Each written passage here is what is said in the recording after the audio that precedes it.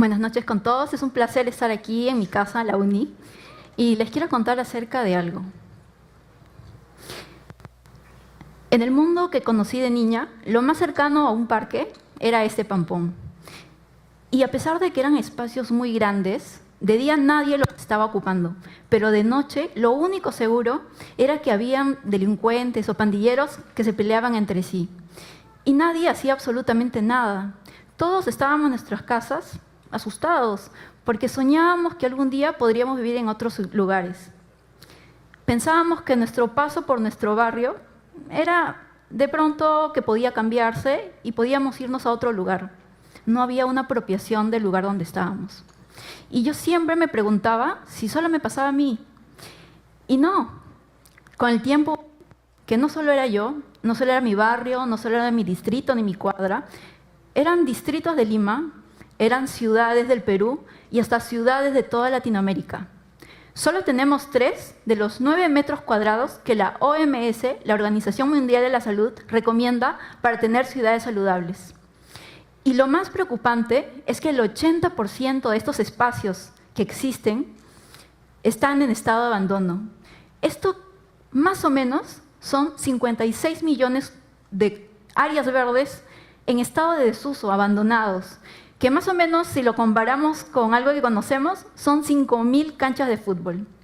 Y si nos ponemos a pensar, Lima, encima de todo, está asentada sobre un desierto. Lima es la segunda ciudad asentada sobre un desierto después del Cairo. Y la situación es aún más preocupante, porque el recurso del agua es muchísimo más escasa que en otras ciudades. ¿Pero por qué pasa esto?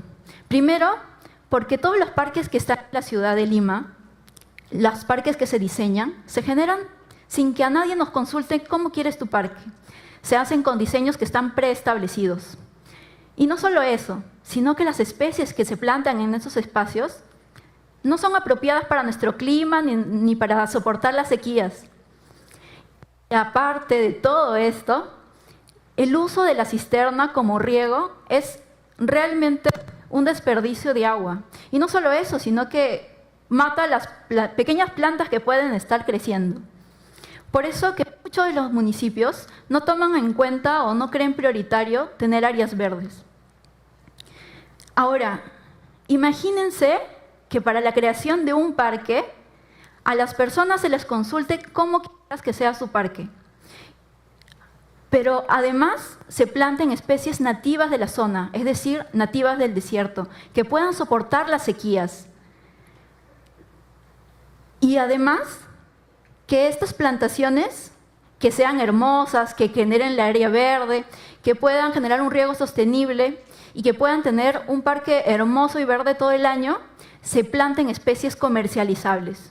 Es decir, que con su venta se puedan generar recursos para poder revertirlos en la sostenibilidad del parque.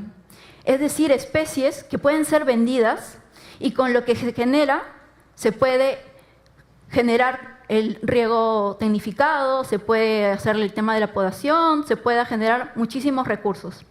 Ahora, imagínense que este parque, con estos recursos, pueda generar cíclicamente que nadie los tenga que sostener, que por sí mismos se puedan sostener solos. Esto es un parque productivo.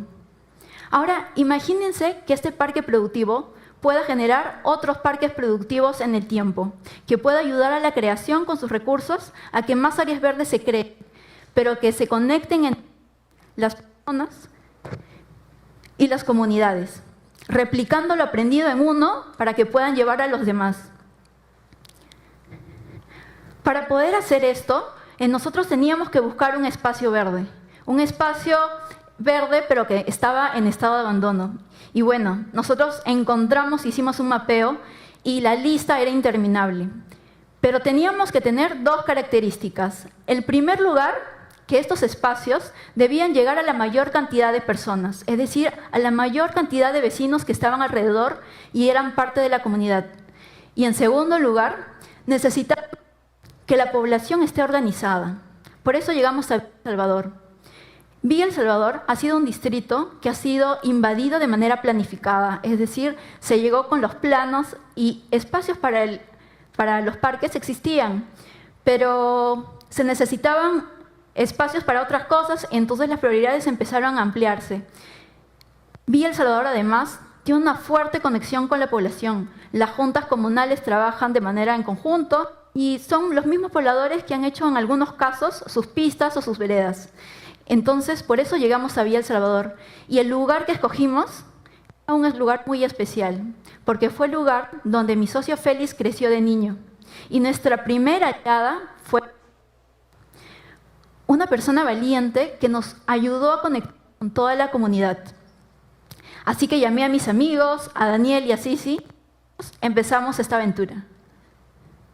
Lo primero que hicimos fue convocar a toda la comunidad y les mencionamos que queríamos hacer su parque. Muchos de los vecinos de pronto nos decían, ustedes son políticos o qué cosa es lo que quieren de nosotros, y nos dimos cuenta que el primer paso para generar un parque no era plantar un árbol o no era de repente generar bancas. El primer paso para hacer un parque era tener la confianza de la comunidad, tener la confianza de la gente. Y solo lo íbamos a lograr con mucho trabajo arduo y con mucha perseverancia. Así que empezamos los talleres de sueños. ¿Y qué eran los talleres de sueños?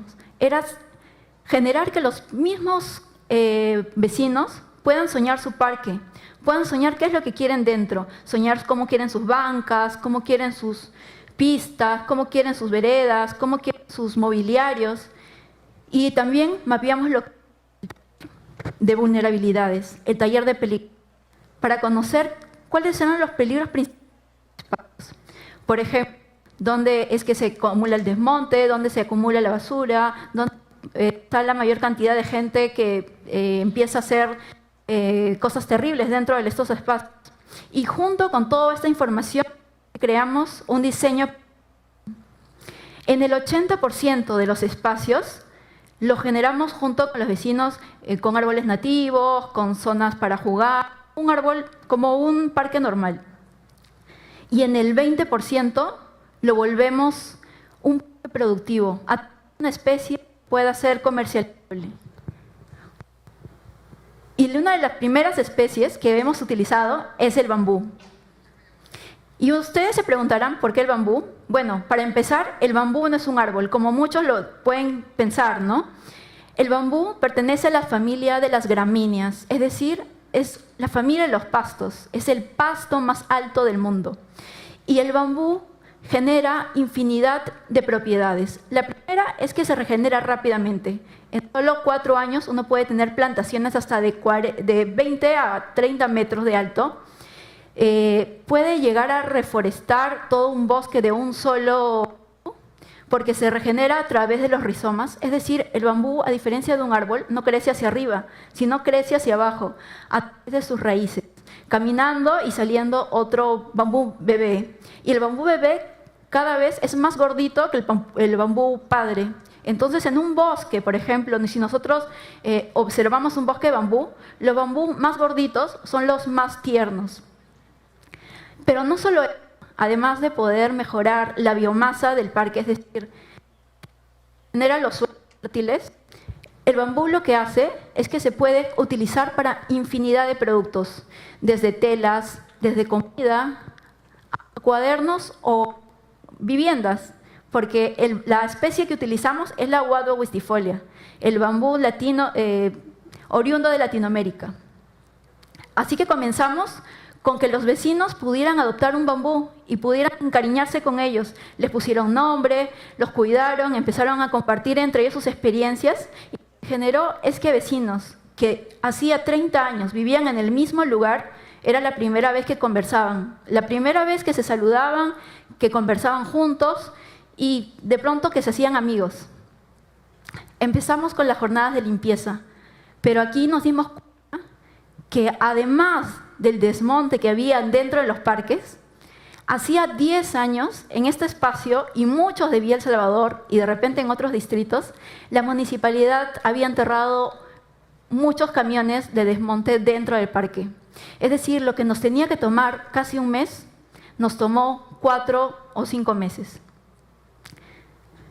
Pero aparte, de pronto jornada de limpieza, mientras todos estamos trabajando, nos llegó la lluvia. Así que trabajamos con bolsas o con cosas impermeables para poder seguir trabajando. Pero también pasaron cosas muy bonitas. De pronto una señora que no sabía de nosotros pasó y nos vio y nos quiso invitar carapulcra, una olla gigante de carapulcra para todos los que estábamos presentes. Y no solo eso. Debajo de todo este desmonte habían sobrevivido plantas nativas de la zona. Habían árboles de higo, habían manzanas, habían piñas. Así que habían sobrevivido a la sequía, a no regarlos, habían sobrevivido a todos estos años de no haberlos cuidado. Nosotros trabajamos un parque productivo bajo muchas áreas para los vecinos.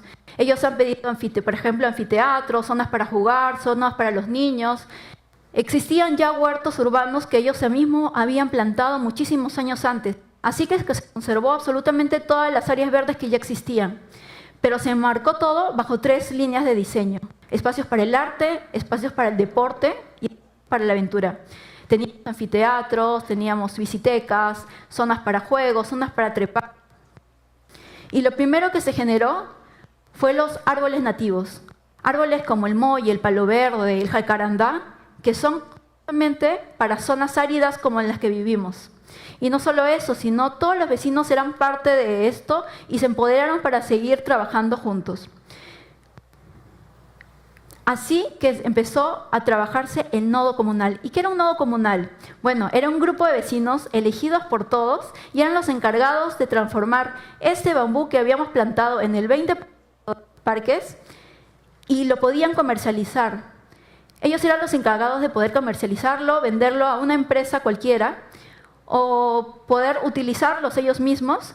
Con ese dinero poder seguir generando su parque y así generar este ciclo, el ciclo de sostenibilidad del parque. Para esto, nuestros aliados principales han sido los voluntarios, han sido la comunidad misma, ha sido la municipalidad y empresas aliadas como Exrunner, con la cual trabajamos su compost. Pero ¿cuál es la importancia de un parque? Muchos pensarán que un parque es un bonito donde hay mariposas y pajaritos. Pues no. Un parque, en la casa o en las viviendas, las familias se reúnen en la sala, en el comedor para poder conversar. Pasa lo mismo en un parque. En la sala o comedor, ¿qué pasa si en una familia los hijos simplemente van todos a sus cuartos, trabajan en sus computadoras y no se ven todo el día? Lo que pasa es que empiezan a ser familias que no empiezan a conversar entre ellos. Cada uno resuelve su problema a su modo, nadie conversa, todos están súper desalineados. Y lo que genera, si hay algún tipo de problema, nadie se entera. Y de pronto, si hay algún tipo de conflicto, puede estallar de manera estrepitosa. Lo mismo pasa en los espacios públicos, en los parques. Por ello, en los parques es donde se respeta a las personas, se genera la civilidad, se generan nuevos lazos. El roce social hace que uno pueda poner límites, empiecen a resolverse conflictos sociales, que es tan importante para tener barrios saludables. Actualmente, un parque que trabajamos implica 500 familias, es decir, 2.500 personas, ya que trabajamos en espacios de 100.000 metros cuadrados. ¿Cuáles son los beneficios de tener un parque productivo? ¿Por qué yo tendría un parque productivo por mi casa? En primer lugar, todos los parques que están trabajándose como espacios verdes mejoran la calidad de vida de las personas. Pero no solo eso, sino que las viviendas que están alrededor de estos parques aumentan su valor comercial en un 20%. Además, se mejora la seguridad de la zona, porque para tener ciudades más seguras no es necesario que pongamos cámaras o guachimanes. Para tener ciudades más seguras es necesario tener actividades, es necesario tener personas, abuelitos que están sacando a sus nietos, personas que están caminando, porque empiezan a ser los ojos y oídos naturales de nuestro parque. Y si pasa algo, ellos son los que empiezan a salir, porque de pronto las personas que quieren hacer algo malo se van a otro lugar, porque ya no les gusta esto, no les gusta que haya mariposas, ni personas que estén jugando. Pero no solo eso, un parque productivo genera econegocios a través de la transformación del bambú. Nosotros trabajamos a través de talleres participativos y talleres de fabricación para poder transformar el bambú con los vecinos. Se genera además un pulmón verde y se ahorra el material que ya se tiene dentro del espacio. Y eso es que nace Antarqui. Antarqui es una empresa social peruana que lo que hace es crear parques productivos. ¿Y cómo lo hace? A través de la fabricación, cosecha y generación de productos a base de bambú. ¿Cómo lo hacemos? Realidad, porque no queríamos quedarnos en un solo sueño. Primero, nosotros generamos con nuestras ventas de productos el financiamiento necesario para poder sostener estos parques. Transformamos el bambú que generan los nodos comunales y a través de un proceso de laminado lo convertimos desde la caña hasta una tabla. De repente todos han visto que las casas rústicas utilizan el bambú simplemente como caña. Nosotros lo que hacemos es un proceso de laminado. Cortamos cada una de las tiritas de este bambú y lo transformamos a través de un prensado y un pegado en una especie de tabla. Generando esta tabla, uno ya puede generar cualquier tipo de producto que haría con una madera.